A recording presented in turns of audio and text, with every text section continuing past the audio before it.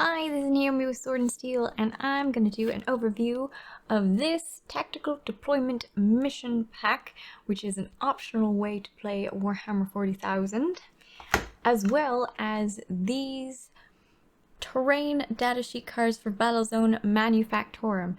There are terrain cards just for the tactical deployment style of play, as well as datasheets for just your regular 40k terrain, both matched play and narrative play in this guy.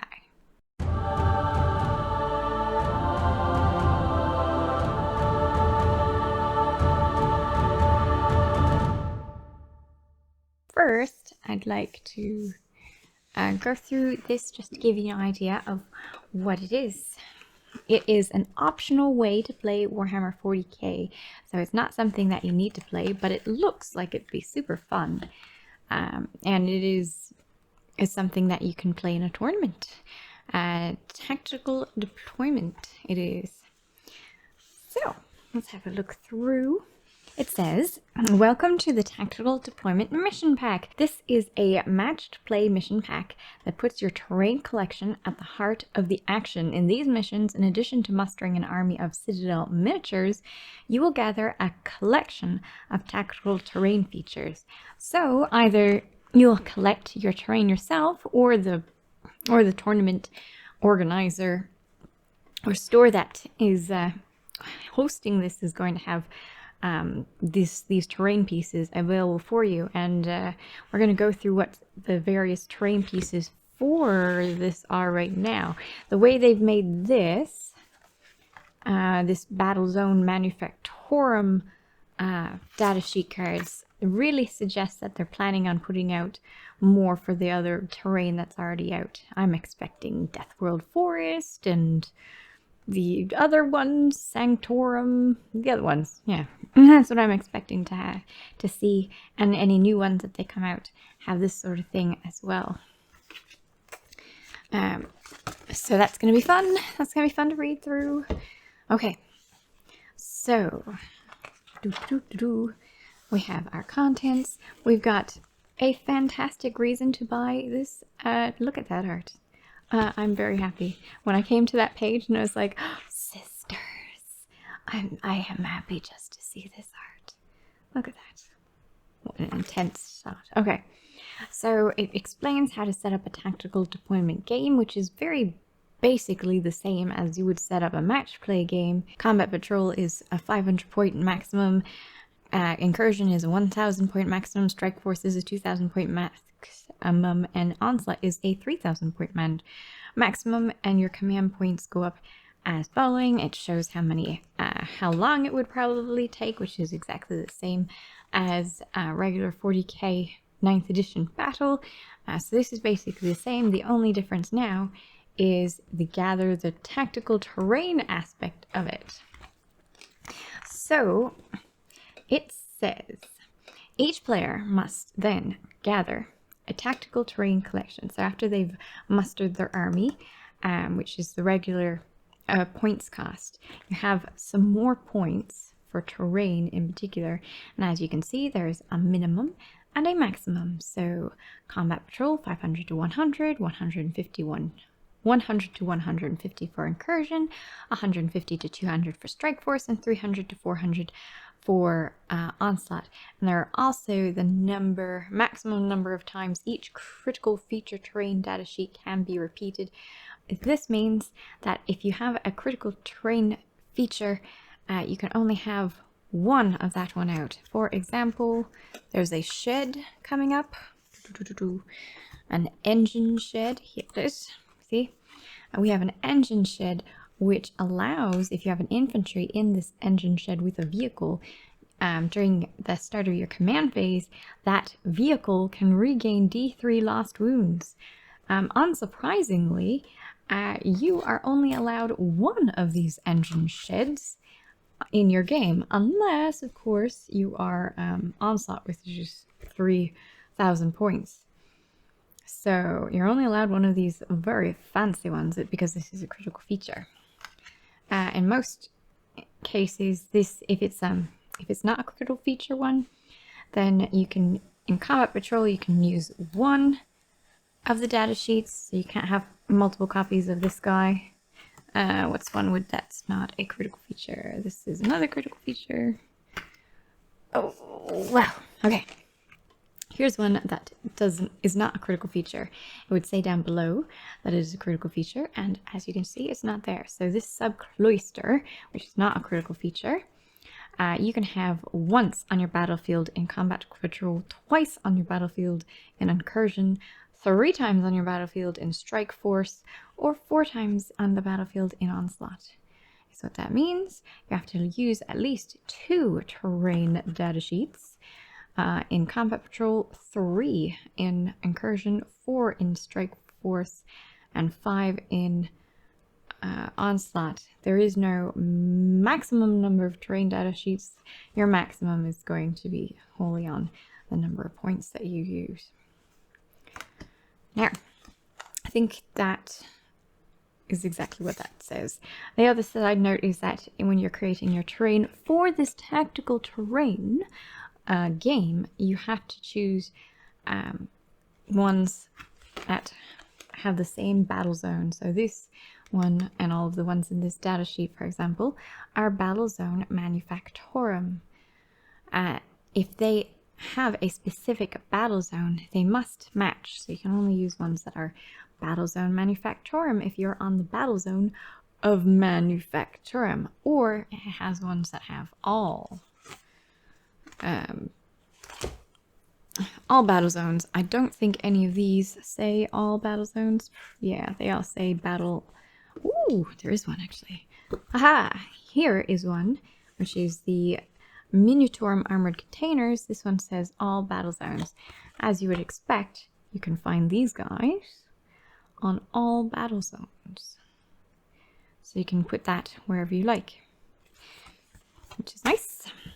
And it says you must make note of the tactical terrain features you're using in a battle and write it down on your tactical terrain roster, which is right here. Basically, you'll have a roster for your army, and you'll have a roster for your terrain, which is handy because when you're laying out your terrain, the terrain with the most points is laid out first, and then it goes terrain with the second most points and whatnot after that, which is explained right here.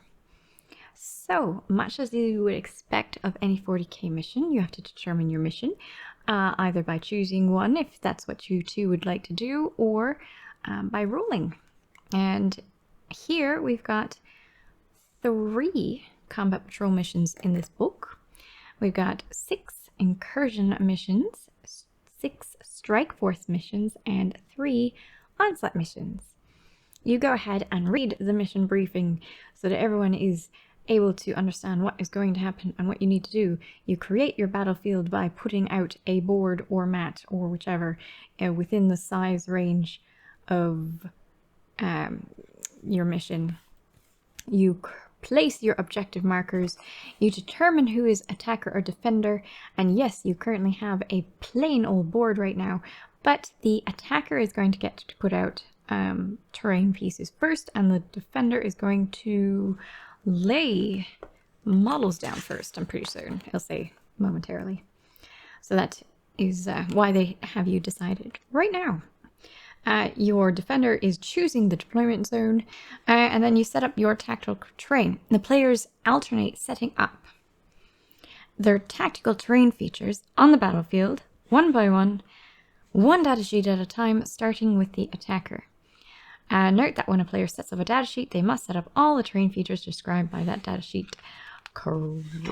Alright, so players must set up the terrain feature in their collection that has the highest terrain points cost first, which you noted down in your roster, so it will be super easy to figure out which one that is. The terrain feature that is second highest points cost goes second. If 2 or more features are of the same points cost, you get to choose which one you want to set up. The terrain features must be set up wholly within your territory, as shown on the deployment map. If the deployment map for a mission has any terrain markers within a player's territory, that player must set up their first terrain feature wholly within 9 inches of the center of those markers. That player's second terrain feature must be set up wholly within 9 inches of a different terrain marker, and so on until all the terrain markers are used up, with at least one terrain feature each set up wholly within 9 inches of them. So you're going to be laying down your biggest terrain pieces in general in a particular area, which is great for making fair terrain. No matter that you can lay down your terrain yourself, you do have to follow guidelines to keep it fair, which I think is quite nice. And I also think playing along with this rule set will make you better at setting up terrain for even games in the future as well. So I think this style of play is going to be really nice for new players learning how to play anyway, because they're going to set up the terrain and learn all about the terrain and what terrain is good for you and what terrain might not work out for you in a tournament setting where other people can help them out. So I think this is a great thing for tournament play so far. You let me know what you think. Terrain features cannot be set up within 3 inches of the edge of the battlefield. Terrain features cannot be set up within 3 inches of any other terrain feature unless otherwise specified. Obstacles and buildings cannot be set up on top of objective markers. If a hill or an area terrain feature is set up on top of an objective marker, move the objective marker so it is on top of that terrain feature, but as close as possible to its original location. So, and again, hills, area terrain, obstacles, and buildings are all described right in this book. You don't need to go anywhere else when you're wondering what is what. If a terrain feature cannot be set up, it cannot be used in this battle. Players must use the terrain rules written on their terrain datasheets. Designers note, when setting up a tactical terrain feature, it is acceptable to temporarily place down other tactical terrain features from your army that have not been set up in order to better plan out the placement of that terrain feature, which is really handy. That's a cool side note. Then you secretly select 3 secondary objectives. There's the secondary objectives that the players can choose from are found on pages 18 to 19.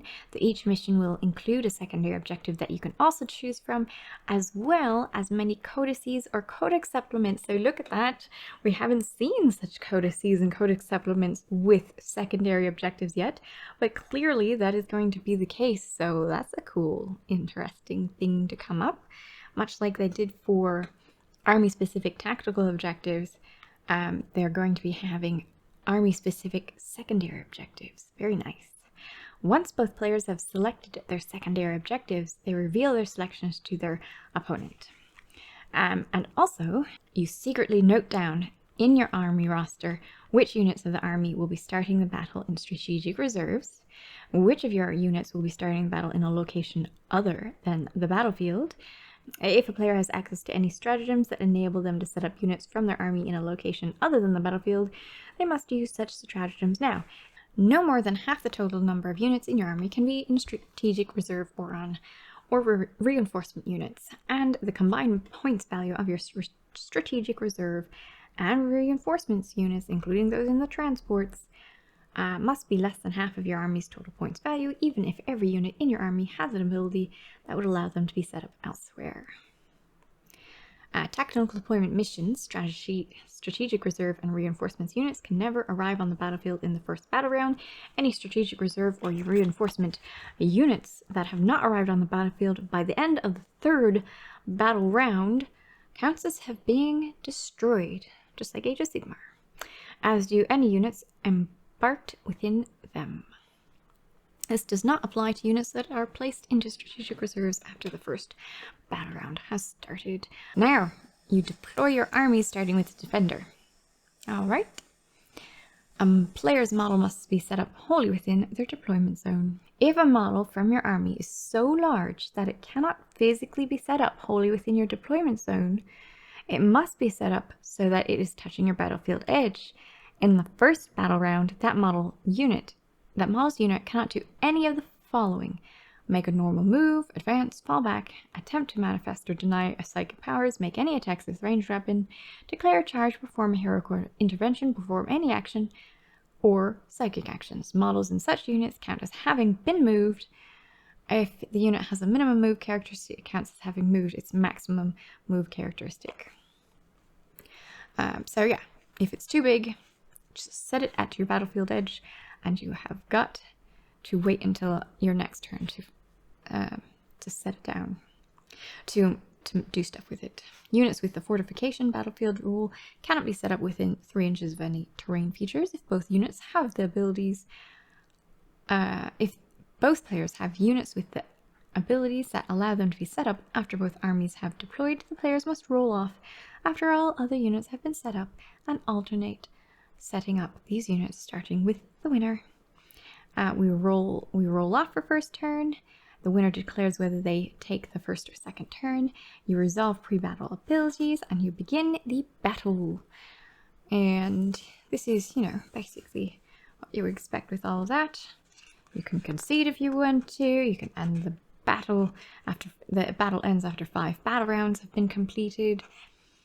If no player has models remaining in their army at the start of their turn, the other player can continue to play out until the battle ends, for more victory points. You determine the victor, and it has the same sort of, each player can score a maximum of 45 victory points from primary objectives and a maximum of 45 victory points from secondary objectives, from a maximum of 15 victory points from each of the secondary objectives you have selected, for a total of 90 possible victory points. But if every model in a player's army was painted to a battle-ready standard, that player is awarded a bonus 10 victory points. That's right.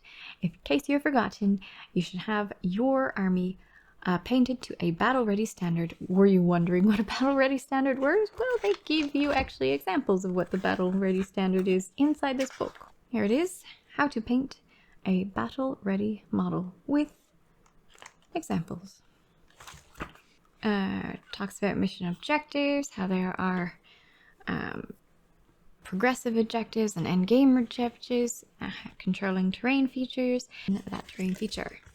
Alright, so now it goes on to explain tactical terrain datasheets. Just gives you the legend, and it gives you an example of the storage vein terrain datasheet. So it gives you an example of that. I won't go through that right now because we're going to go through the datasheets as well. The terrain features, what I really like about this actually, if you're going to play one of these games, you can just take this book because it has all of the terrain features up front. So because they're so important, they've got a reminder right at the beginning. It has all of the secondary objectives that you need to know. So we've got the battlefield supremacy, we've got purge the enemy, we've got shadow operations, and we've got warp craft. So there's various secondary objectives that you could choose from, and you can also choose from one in your codex and one that is particularly in the mission itself. So time to check out the missions. So combat patrol mission, it's very straightforward. We've got a mission briefing where it says, away from the main front, crack teams of hardened veterans look to open up any chink in their foe's armor, attempting to break the deadlock and force a new avenue of attack for the rest of their forces to exploit. And they just want to read you that before you go ahead and place your board, set up your objectives, which in this case, for example, are right there, right there, and right there. At the end of each player's command phase, the player whose turn it is scores 5 objectives for each of the following conditions they satisfy. They control 1 or more objective markers, they control 2 or more objective markers, they control more objective markers than their opponent controls. This primary objective cannot be scored in the first battle round. So though you'll be starting with an objective, you have to have kept it for the first battle round before you can gain anything from it.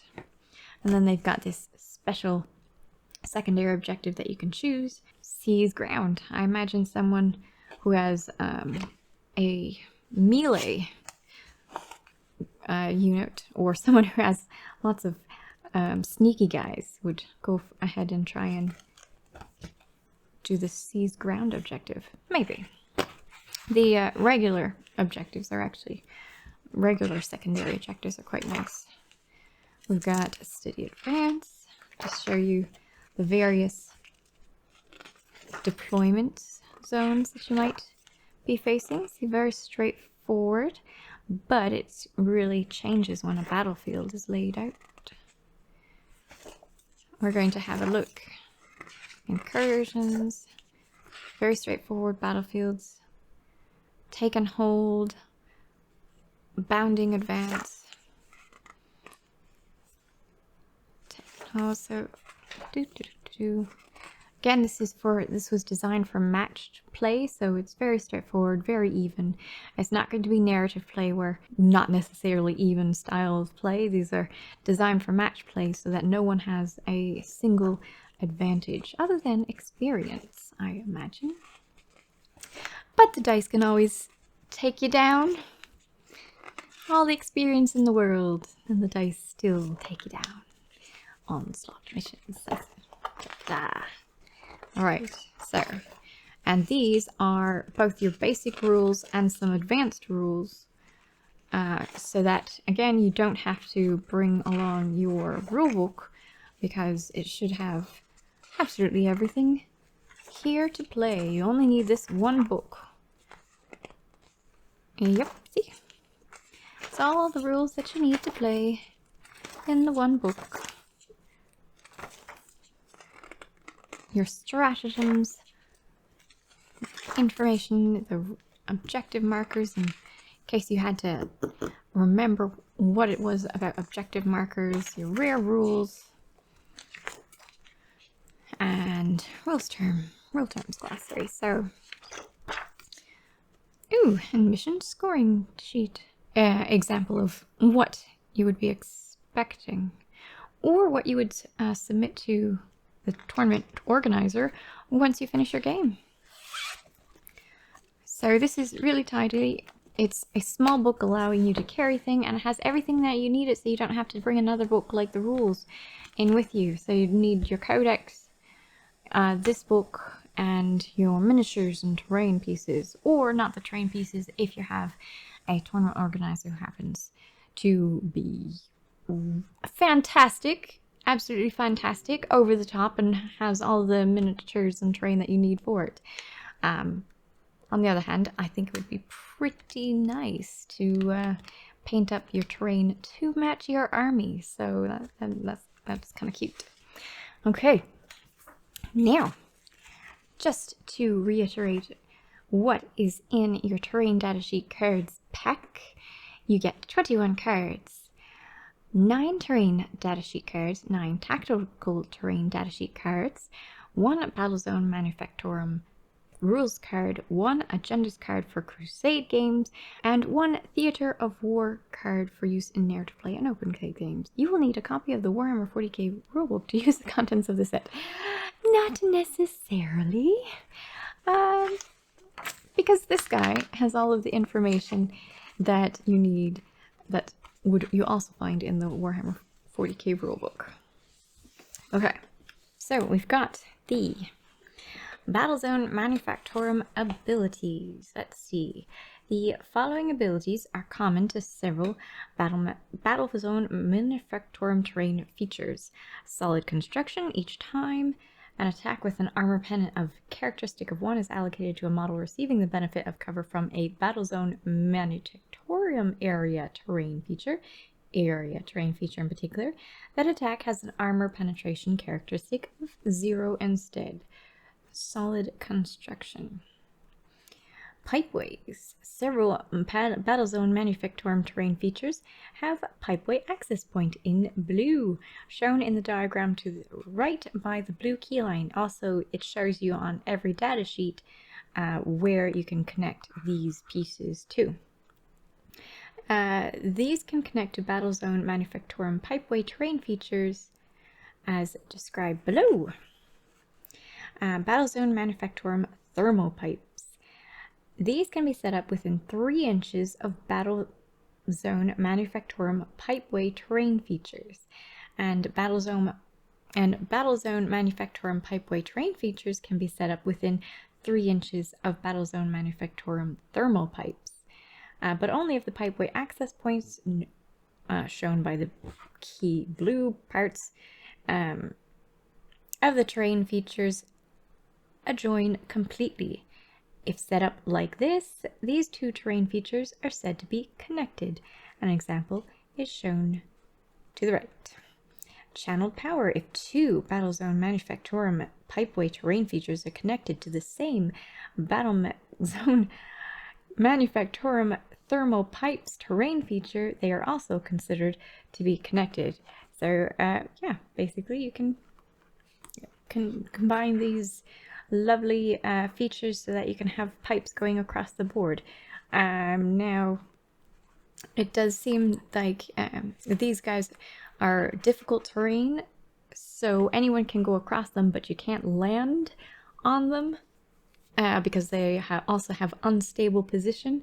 So so anyone can go across them, which I guess is why all of their all the Space Marine tanks are turning into hovercrafts.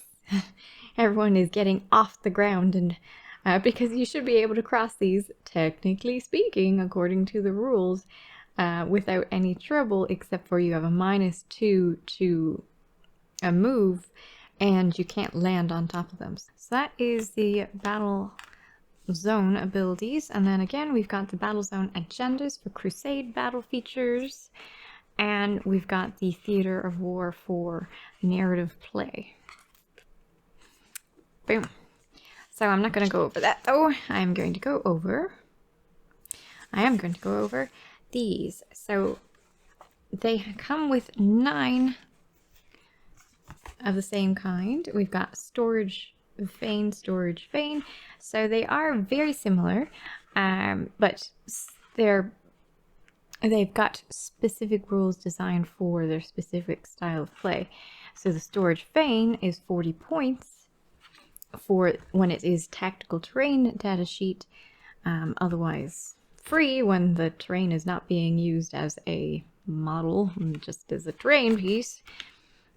And however, they both say this data sheet consists 1 storage terrain feature. A storage terrain has 1 pipeway access point shown on the reverse of this card by the blue keyline, which is great. This is a great thing. It shows you pipeway access points there are and where it is. A. These ones do not count. Just that one counts. And it shows you the boundaries in this yellow dotted line because this is an area terrain piece. Storage vein is an area terrain feature. Its footprint is shown in reverse by the yellow keyline. And this terrain feature is breachable, defensible, light cover, and scalable. And as I said, all of the information about terrain features are in here for you to have a look through there, so you can easily access them. And yeah, it's very relevant for your game to know where this the terrain boundaries are, because while you are within this area terrain field, you get bonuses. This regular version also has the same picture on the back. Now, the abilities are basically the same. They don't change the terrain features. They don't change the terrain category. Area terrain. They give you the description of what it is. There's an additional sentence here. If this terrain feature is on the battlefield, use the terrain category and the terrain traits shown below.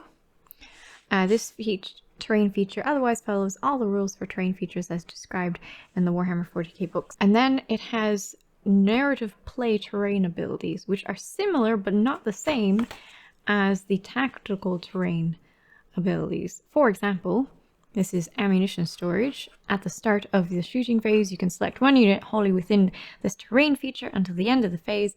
Up to half of the models Rounding down, in that unit equipped with grenades can resolve attacks with them instead of just one. In addition, each time a model that is wholly within this terrain feature makes a ranged attack, you can reroll hit rolls of 1. So it's a really nice ability.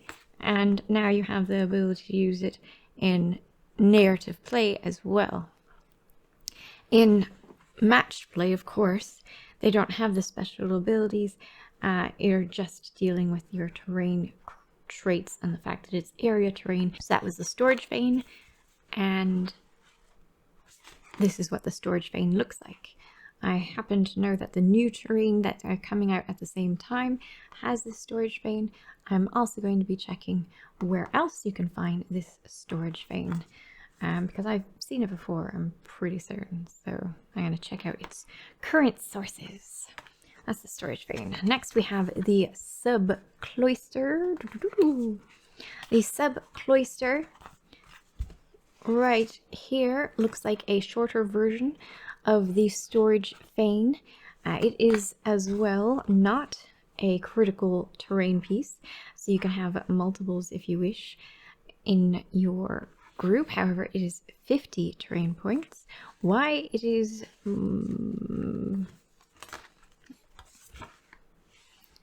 I guess there's more space.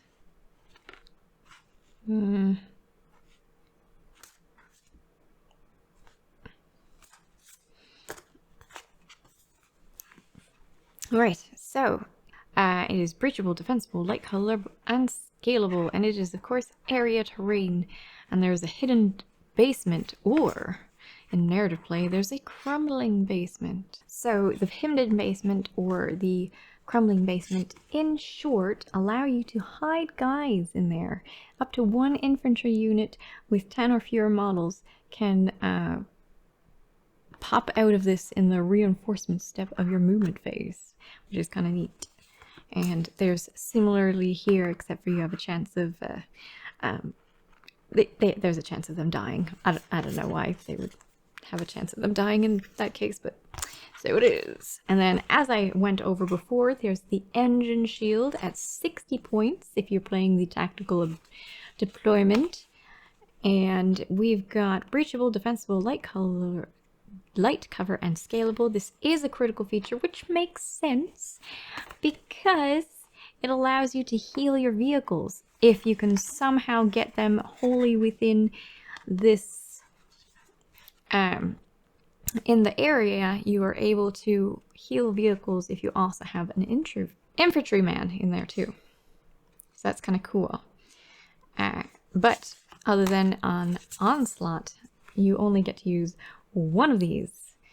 But that's kind of cool. You can bring with you, for 60 points, you can bring with you something to heal your tanks, which would be pretty nasty, and even more so in like AdMech perhaps, who can already heal tanks. Now we can heal tanks and heal tanks and any infantry. Stick some rangers in with your tank and go to town firing and healing, and yay! Sounds absolutely nasty. You have to set it up wholly within your territory, so it would be for a tank that has a gun line, who's part of a gun line rather than a tank that drives in.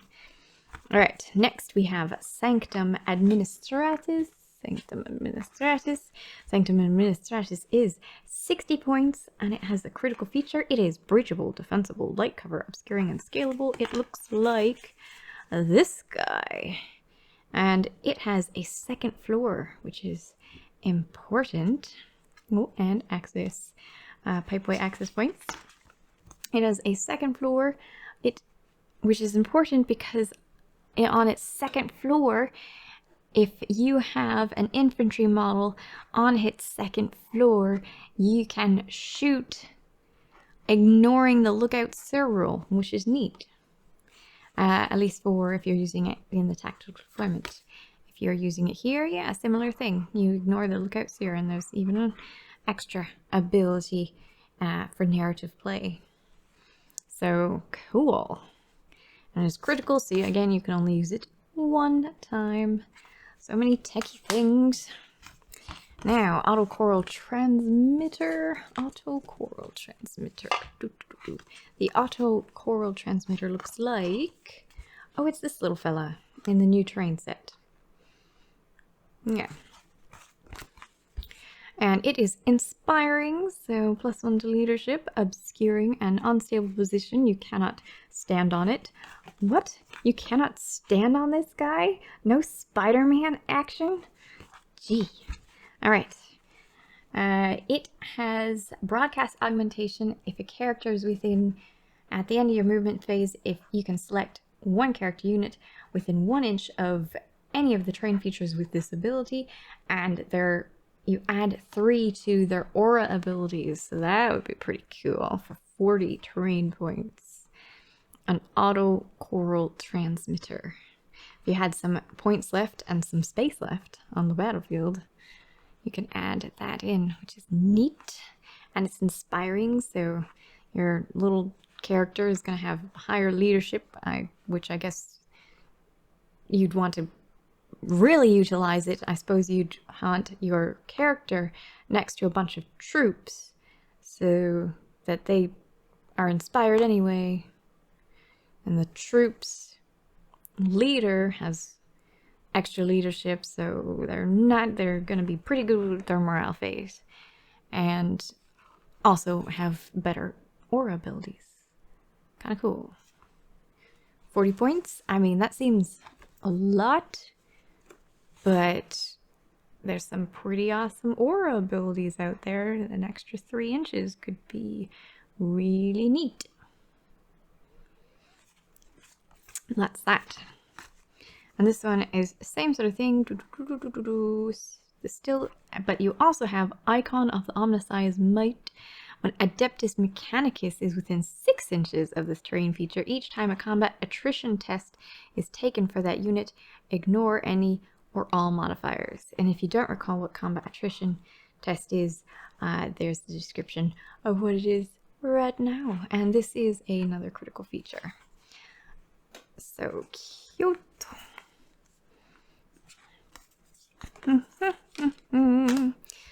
Now we got a thermal exchanger shrine.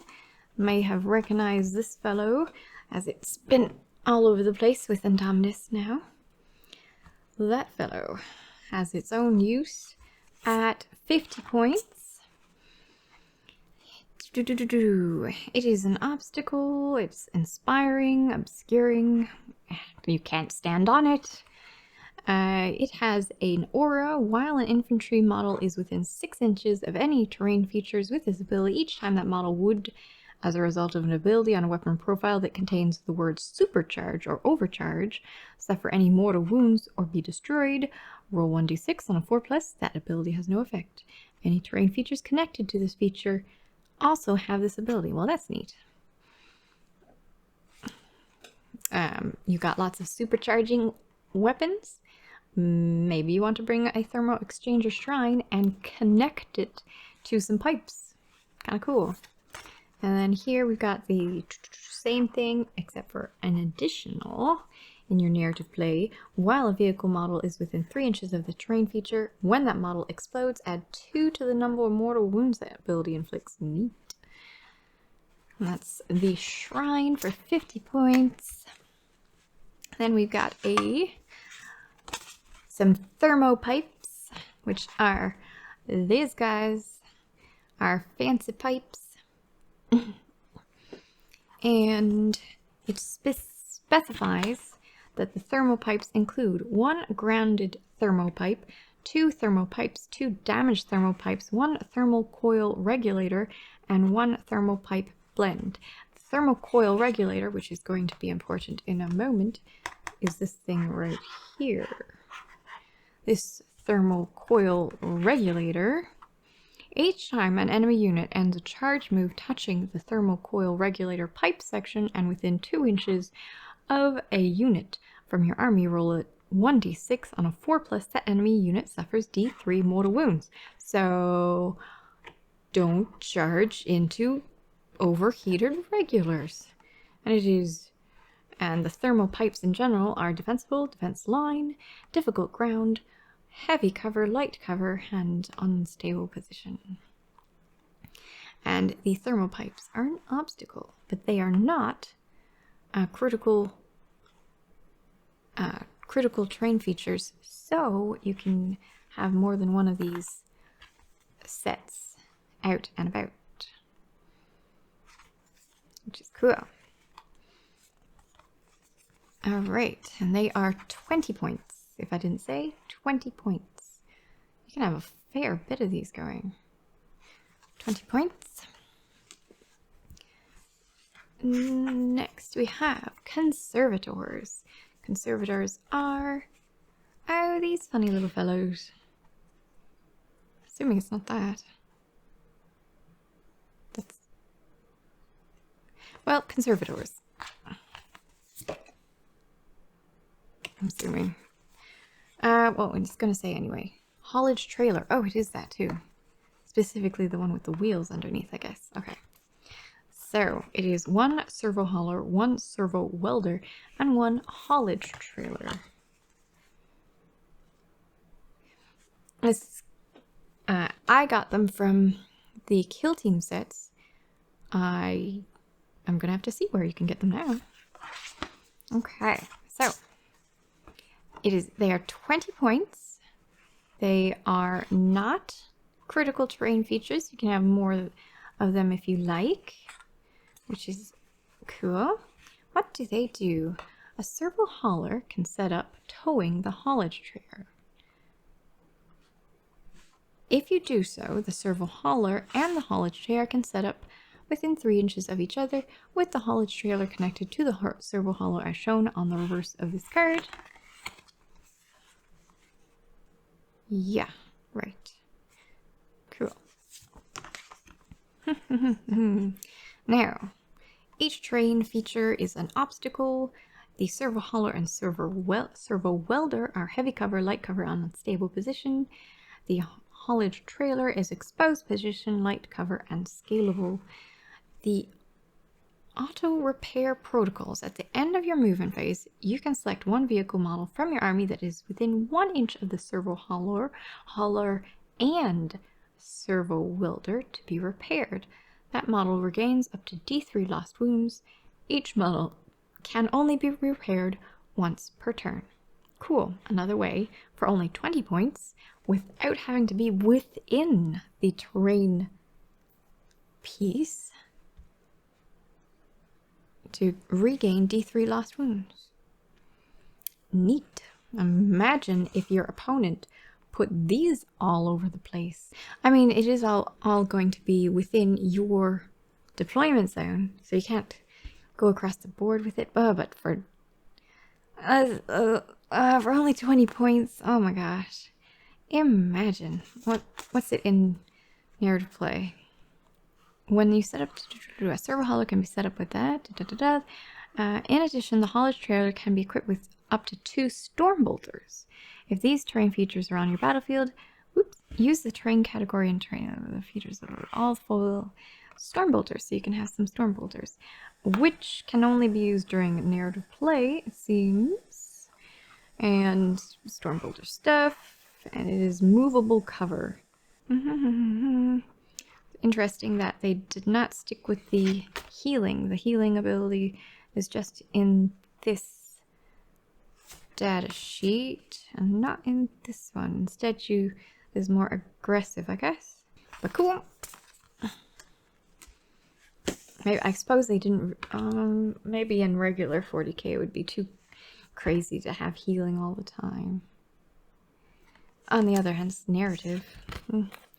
Don't know. Alright, lastly, we've got the Manufactorum armored containers. Now, these are the ones that are all battle zones, so you don't have to worry about them being Battlezone Manufactorum. You can put them wherever you like. And of course, they are these guys. I'm assuming 3.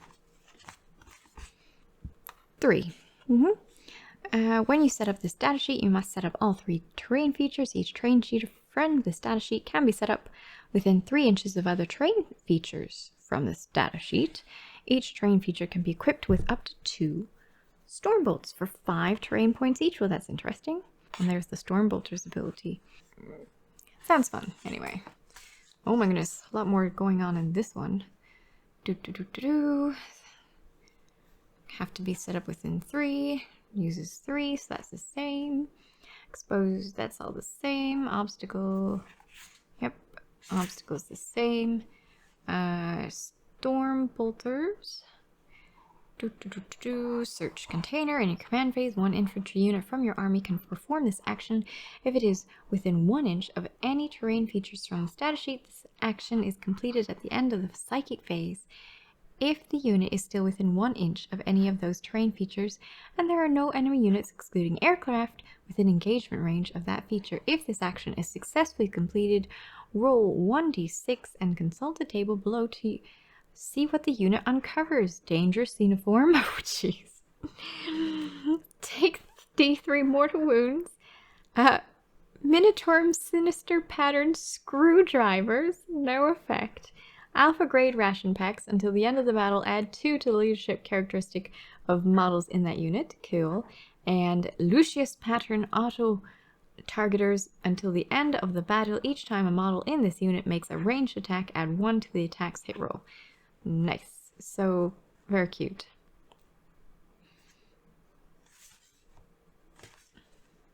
That's nice. Alright, so that is it. We've got storage containers.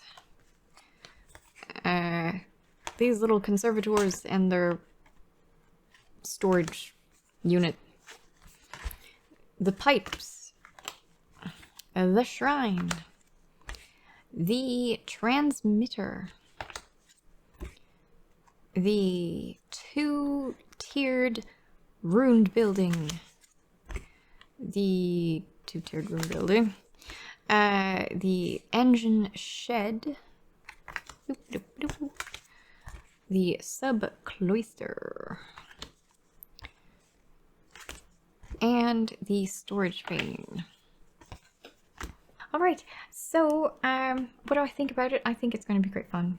I think it's going to be great at teaching people how to play 40k with the terrain. So I kind of think it would be great for new players, great for senior players who want to really understand terrain. It allows you to, because the terrain is more important and has special abilities such that you want to stick close to it, you have to know more about it. I like how evenly these are. These are not for narrative play missions, these are for match play. So they've got it, you know, it's quite basic, but it's basic the way you're supposed to be. And it leaves it up to your own tactics on whether you'll win or not. And then you'd also be able to have your terrain engineered to look just for your army, and it would be glorious. Oh yes, and of course that cool little new aspect they've got going with 9th edition, that you get 10 victory points just for having your army fully painted. I definitely like the little bump in the bum to get your stuff painted. I like it. Some people might not like it, but I think it's great. You're going to probably get your stuff painted, and some people need a bump to do it, and I might be one of them. I'm completely fine with that. Oh boy, I'm gonna have that army painted before I start playing that tournament, because I don't want to miss out on 10 points. Imagine if you lost and you were 9 points from winning, and you could have won if that one model that you brought was gray. Wasn't gray, I should say. Aha! I love it. Thanks for staying with me all the way through. Let me know what you think in the description below. I personally like the idea of it. I'm going to find out for you, I guess technically in this video I've already found out for you, where you can get all of these terrain pieces. If you're playing among friends, I'm sure you'd be able to create some of them. And yeah, again, it's an optional way to play. Thanks for watching. Bye. Oh, like and subscribe if you enjoyed the video and want to see more stuff like this. Bye.